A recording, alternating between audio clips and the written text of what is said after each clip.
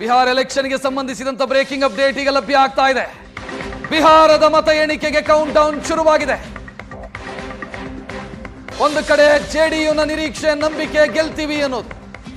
38 ಜಿಲ್ಲೆಗಳ 46 ಕೌಂಟಿಂಗ್ ಸೆಂಟರ್ಗಳು ಮತ ಎಣಿಕಾ ಪ್ರಕ್ರಿಯೆಗೆ ಬೇಕಾದಂತ ಸಿದ್ಧತೆಯನ್ನ ಮಾಡಿಕೊಂಡಿದ್ದಾವೆ.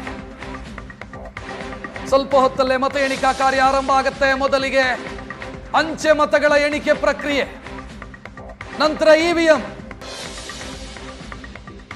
ಮತ ಎಣಿಕಾ ಕಾರ್ಯಕ್ಕೆ ಬೇಕಾದಂತ ಸಿದ್ಧತೆಗಳು ಆಲ್ರೆಡಿ ಆಗಿದೆ, ಸಿದ್ಧತೆ ಶುರುವಾಗಿದೆ. ಸ್ವಲ್ಪ ಹೊತ್ತಲ್ಲೇ ಸ್ಟ್ರಾಂಗ್ ರೂಮ್ಗಳು ಓಪನ್ ಆಗುತ್ತೆ. ಸ್ಟ್ರಾಂಗ್ ರೂಮ್ಗಳು ಓಪನ್ ಆಯಿತು ಅಂತಂದ್ರೆ ಮುಂದಿನ 5 ವರ್ಷಗಳ ಕಾಲ ಬಿಹಾರವನ್ನ ಆಡಳಿತ ನಡೆಸೋದಕ್ಕೆ ಯಾರು ಯೋಗ್ಯರು ಅಂತ ಜನ ನಿರ್ಧರಿಸಿದ್ದನ್ನ ಫಲಿತಾಂಶವಾಗಿ ಪ್ರಕಟವಾಗುವಂತ ಸಮಯ ಅದು.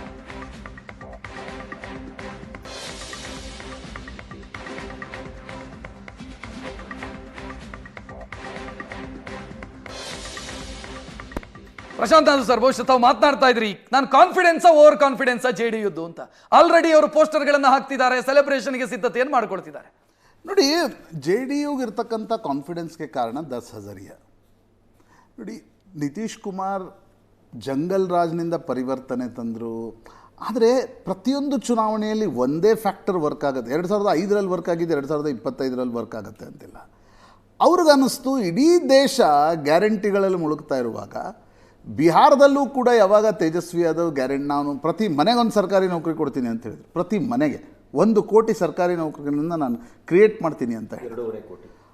ಆಗ ನಿತೀಶ್ ಕುಮಾರ್ಗೆ ಅನ್ನಿಸ್ತು ಇದಕ್ಕೇನಾದರೂ ಕೊಡಬೇಕು ಅಂದರೆ 10,000 ರೂಪಾಯಿಯನ್ನು ಚುನಾವಣೆಗೆ ಮುಂಚೆ 1 ವಾರ ಇರುವಾಗ 1,40,00,000 ಆಕ್ಚುಲಿ 10,000 ಫಸ್ಟಿಗೆ ಕೊಟ್ಟದ್ದು ಯಾರು ನಿಷೇಧ ಕಡೆಗೆ ಅದಕ್ಕೆ ಕೌಂಟರ್ ಆಗಿ ಇವರು ಮನೆ ಹರ್ ಘರ್ ಕಾಮ್ ಅಂತ ಮನೆ ಕೊಟ್ಟದ್ದು. ಫಸ್ಟ್ 10,000 ಅನೌನ್ಸ್ ಮಾಡಿ ಕ್ರೆಡಿಟ್ ಆದ್ಮೇಲೆ ಇವ್ರಿಗೆ ಮತ್ತೊಂದು ಅಸ್ತ್ರ ಬೇಕಿತ್ತು ಅಂತ ಹೇಳಿ.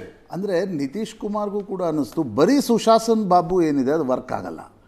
25ರ ಚುನಾವಣೆಯಲ್ಲಿ ಒಂದು ಹೊಸ ಫಿಲಿಪ್ ಕೊಡಬೇಕಾದ್ರೆ ಮಧ್ಯಪ್ರದೇಶ್ ಮಹಾರಾಷ್ಟ್ರದಲ್ಲಿ ಏನು ನಡೀತು ಅದಕ್ಕೆ ಇನ್ನೊಂದು ಹೆಜ್ಜೆ ಮುಂದೆ ಹೋಗಿ 10,000 ರೂಪಾಯಿಯನ್ನು ಡೈರೆಕ್ಟ್ ಬೆನಿಫಿಟ್ ಟ್ರಾನ್ಸ್ಫರ್ ಮೂಲಕ 1,40,00,000ಕ್ಕೂ ಹೆಚ್ಚು ಮಹಿಳೆಯರಿಗೆ ಕೊಡ್ತಕ್ಕಂಥ ಪ್ರಯತ್ನ ಮಾಡಿದರು.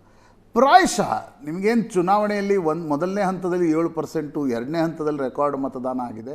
ಅದಕ್ಕೆ ಪ್ರಮುಖ ಕಾರಣ ಮಹಿಳೆಯರು ಅನ್ನುವ ರೀತಿಯಲ್ಲಿ ಹೇಳಲಾಗ್ತಾ ಇದೆ. ಪ್ರಾಯಶಃ ಮಹಿಳೆಯರು ದೊಡ್ಡ ಸಂಖ್ಯೆ, ಯಾಕೆಂದರೆ ಫಸ್ಟ್ ಫೇಸ್ ವೋಟಿಂಗಲ್ಲಿ ನಾನು ನೋಡ್ತಾ ಇದ್ದೆ 7% ಪುರುಷರು ಮತ್ತು ಮಹಿಳೆಯರಿಗೆ ವೋಟಿಂಗ್ ಗ್ಯಾಪ್ ಇದೆ ರಕ್ಷತ್. ಅಂದರೆ 65% ಏನು ಎವ್ರೇಜ್ ಹೇಳಲಾಗ್ತಾ ಇದೆ. 61 ಪುರುಷರು ವೋಟ್ ಮಾಡಿದರೆ 69% ಮಹಿಳೆಯರು ಹೊರಗಡೆ ಬಂದು ವೋಟ್ ಮಾಡಿದ್ದಾರೆ. ಮಹಿಳೆಯರು ಹೆಚ್ಚಾಗಿ ಬಂದು ವೋಟ್ ಮಾಡಿರಬೇಕಾದ್ರೆ ಅದು ಜೆಡಿಯುಗೆ 10 ಹಜಾರಿಯಾ ಕಾರಣದಿಂದ ದೊಡ್ಡ ಮಟ್ಟದ ಲಾಭ ಆಗ್ಬೋದು. ಎಕ್ಸಿಟ್ ಪೋಲ್ಸ್ಗಳ ಈ ಪ್ರಮಾಣದ ನಂಬರ್ಸ್ಗಳಿಗೂ ಕಾರಣ ಇರತಕ್ಕಂಥದ್ದು ಮಹಿಳೆಯರು ದೊಡ್ಡ ಸಂಖ್ಯೆಯಲ್ಲಿ ಬಂದು ವೋಟ್ ಮಾಡಿ. ಮತ್ತು ಯಾವಾಗ ಮಹಿಳೆಯರು ದೊಡ್ಡ ಸಂಖ್ಯೆಯಲ್ಲಿ ಬಂದು ಹೊರಗಡೆ ವೋಟ್ ಮಾಡಿದ್ದಾರೆ ಆವಾಗ ನಿತೀಶ್ ಕುಮಾರ್ಗೆ ಪೊಲಿಟಿಕಲಿ ಲಾಭ ಆಗಿದೆ. ಅದು ಇವತ್ತಿಂದ ಶುರು ಆಗಿದ್ದಲ್ಲ, ಅದು ಶರಾಬ್ ಬಂದಿಯಿಂದ ಶುರುವಾಗಿತ್ತು, ಜೀವಿಕಾ ದೀದಿಯಿಂದ ಶುರುವಾಗಿತ್ತು. ಅದು ಇವತ್ತು 10,000 ಕೊಟ್ಟಿದ್ದರಿಂದ ಈಗ ನೀವು ಚುನಾವಣೆ ಬೇರೆ ಭಾಷೆಯಲ್ಲಿ ನೋಡೋದಾದರೆ ಅದೊಂದು ರೀತಿಯ ಆಮಿಷ ಅಂತೀನಿ ನಾನು. ಚುನಾವಣೆ ನೀವು 20 ವರ್ಷ ಆಡಳಿತ ಮಾಡಿ ಚುನಾವಣೆ ಸಂದರ್ಭದಲ್ಲಿ 10 ದಿನಕ್ಕಿಂತ ಮುಂಚೆ 10,000 ರೂಪಾಯಿ ಹಾಕುವ ಅವಶ್ಯಕತೆ ಏನಿತ್ತು? ಪ್ರಶಾಂತ್ ಕಿಶೋರ್ ಸೇಮ್ ಹೇಳಿದ್ರು, it is nothing but state bribery ಅಂತ, ಅಂದ್ರೆ ರಾಜ್ಯನೇ ಬ್ರೈಬ್ ಮಾಡೋದು ಅಂತ. ಎಸ್, ಕೇಶವ ಪ್ರಸಾದ್ ಅವರು ನೋಡಿ, ಈಗ 10,000 ರೂಪಾಯಿ ಶ್ರೀನಿವಾಸ್ ಅದನ್ನು ಪ್ರಸ್ತಾಪ ಮಾಡಿದ್ರು.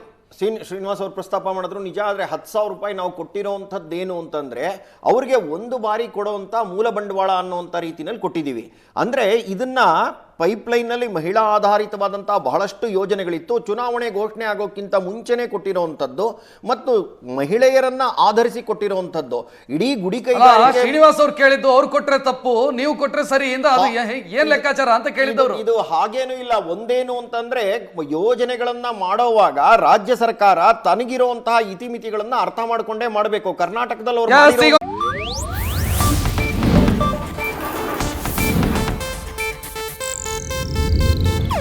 ಇದು ಏಷ್ಯಾನೆಟ್ ನ್ಯೂಸ್ ನೆಟ್ವರ್ಕ್ ಪ್ರಸ್ತುತಿ.